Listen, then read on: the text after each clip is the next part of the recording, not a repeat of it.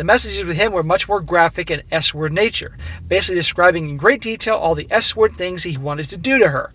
She reciprocated, but claimed the only thing that ever came of it was a drunk kiss in the parking lot.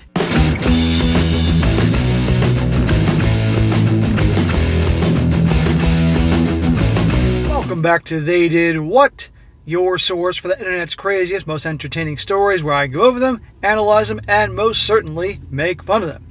Today, I'm going to go over a story titled, I, a 32-year-old male, found out at Thanksgiving that my wife, a 31-year-old female, has been having an affair with a coworker for several months. And guys, this story is just like it says in the title. A guy's been married for a while, has a kid, thought things were good in his marriage. There's been ups and downs, but he certainly didn't think this was going on. Finds out on Thanksgiving, of all times, when you should be enjoying yourself, a little R&R for the long 4-day weekend with the family, that his wife's having an affair with a coworker. And as you can imagine, when he confronts her about this, she has the typical female reaction.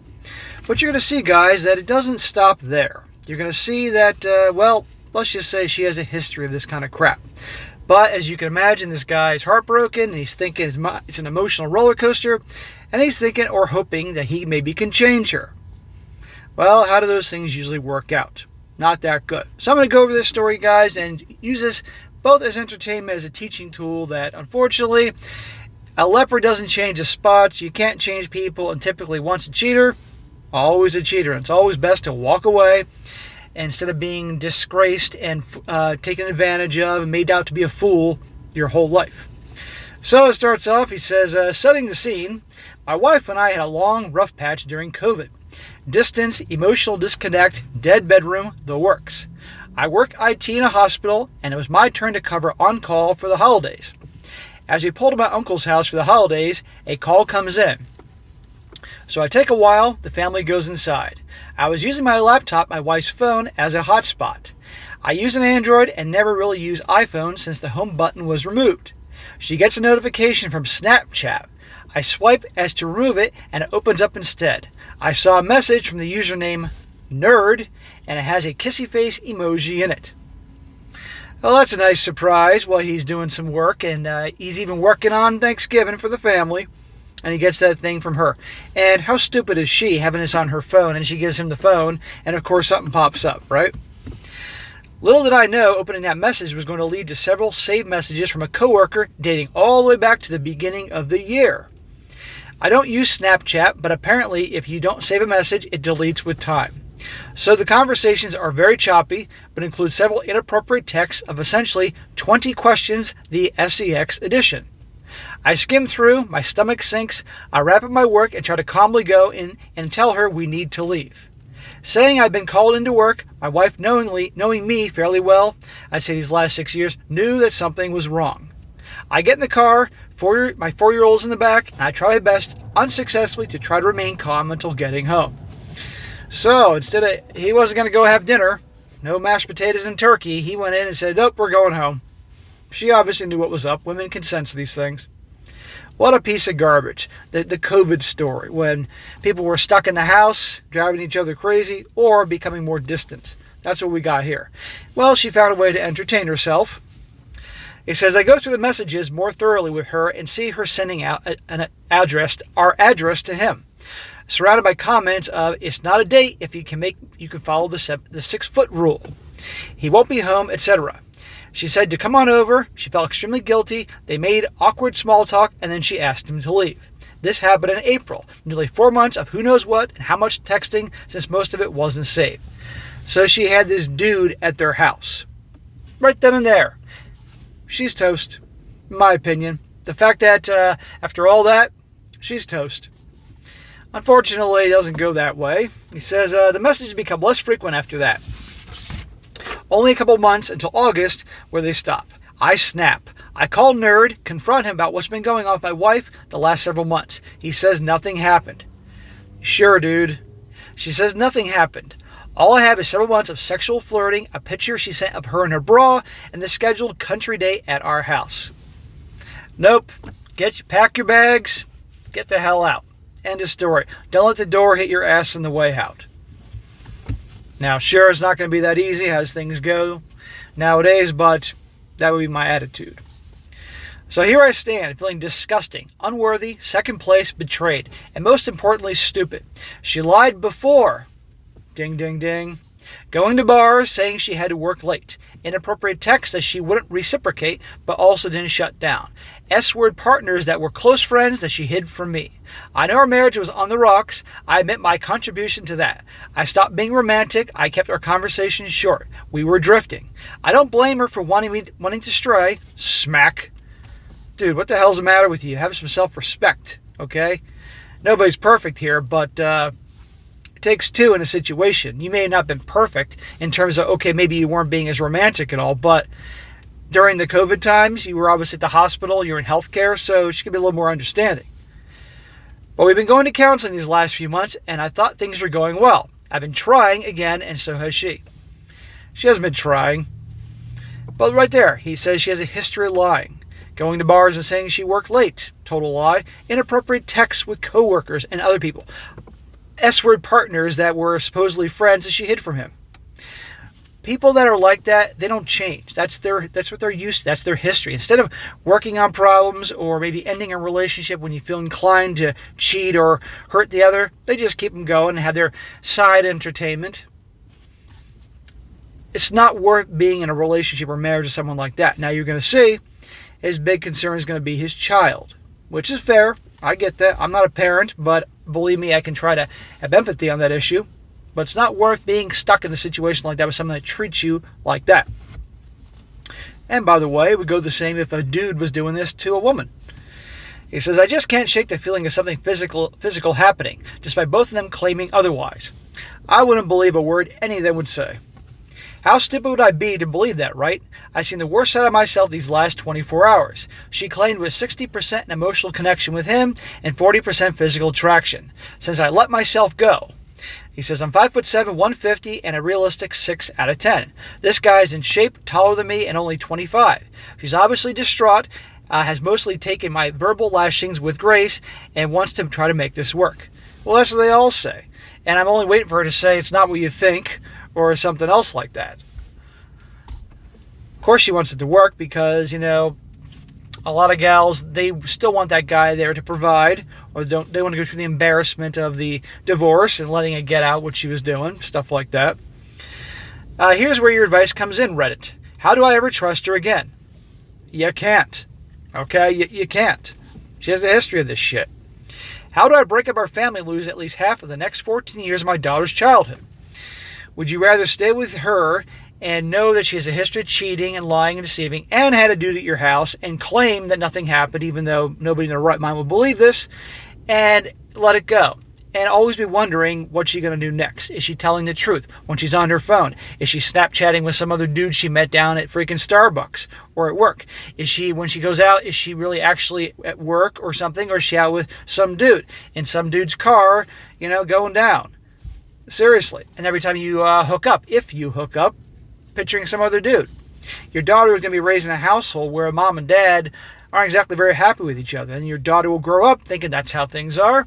And your daughter will be in a situation like that. I'm not saying that's 100%, but that's often how, in varying degrees, these things go. You're better off doing your daughter a favor and getting out and rebuilding, working on yourself, and then she can see something that's normal. A lot of people stay in relationships for the kids and they're miserable. And then it messes up the kids. I'm scared of who she'll bring around. I don't want to lose my baby or fear of her for her well-being. How do I get past the not knowing what really happened? You're not going to get past that, dude. No man would. The affair all ended 4 months ago of her doing, but I don't know if I'll ever be able to forgive her. Not to mention recover any shred of self-esteem or dignity, if only for a time. I was second best. Well, this is up to him, and a lot of guys contemplate this, but a lot of guys end up going back or staying with the wife, and this shit happens down the road. Because in her mind, oh, well, he let this go, he forgave me, so, I guess I can get away with this again one day down the road. All I have to do is the waterworks and all that, he ain't going to go anywhere. Now, for an update, he says, first off, I never expected such a profound response from the community and the several direct messages and advice I've received, so thank you all. It's helped through what has been the worst 48 hours of my life. So since yesterday, I've sat with my wife and went through the details of the entire affair, the reasons she cheated, and where we go from here. After this long conversation, I contacted the affair guy directly. I know this was an extreme roll of the dice, but I knew him in passing and his personality. He was remorseful, gave me the information I requested, and matched the smallest details that my wife had given me. What could have been grease to the fire ended up being a small reprieve. Most will call me stupid, I get it, but I don't think there was a physical affair between them. She found attention and confidence she apparently was not getting from me. They always want attention, always want validation. I'd check to see if she has a secret Instagram account or a secret Tinder account to get attention and validation from dudes. I heard it once, and I repeat this all the time. Women are like plants. Plants need sunlight and rain and water to grow. Women, it's the same way they need attention and validation. They cannot function without it. He says, this reprieve was short-lived by the conversation that followed with my wife. We spent several hours discussing her personal issues that resulted in her straying, and I finally convinced her that honesty is the only way forward from this. So she admitted, as in the case with most cheaters, that this was not the first affair. There you go. She was cheating on him before. And like I said, once a cheater, always a cheater, and she'll do it again. 2 months prior to her relationship with Nerd, she had the same encounter with another coworker. Wow, she has quite the reputation at her work. Only instead of a nice, nerdy sweetheart, this guy was the alpha F-take. He takes what he wants, ball-busting with confidence type.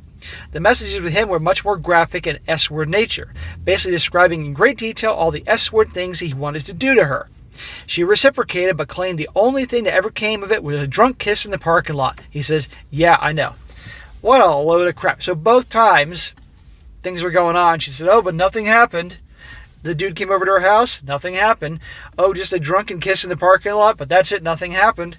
Bullshit. She's playing this guy for a fool. Here's where I'm reaching out for more advice. For the first time in our marriage, she told me a hard truth that I didn't find out on my own. She expressed a willingness to go to counseling, polygraph tests, admission of her own wrongdoing, and hates the person she is. Oh, great, you're married to a gal who's self-loathing. Those types sabotage situations because they think themselves as garbage and are only deserving of garbage. You don't want that, dude. Yes, I know all the typical BS a cheater feeds, but I have an illness too. I want to help her as the mother of my daughter, whether I stay or go. How do I erase the what if? What if she finally becomes the person I fell in love with and always thought she was? Smack. Dude, you fell in love with, you saw what you wanted to see. You were at that time and place and you were ready and you fell in love, you saw what you wanted to see and you fell in love with that. And also, I'm sure she put on the act to present herself in a way that she knew would lock you in. A lot of guys fall for it, don't feel bad, but it doesn't mean you got to stay with someone like this. You're not going to change her. And I get you want to make her better for the sake of your daughter, but you really want to go through that agony? Don't be the white knight. It doesn't end well for them.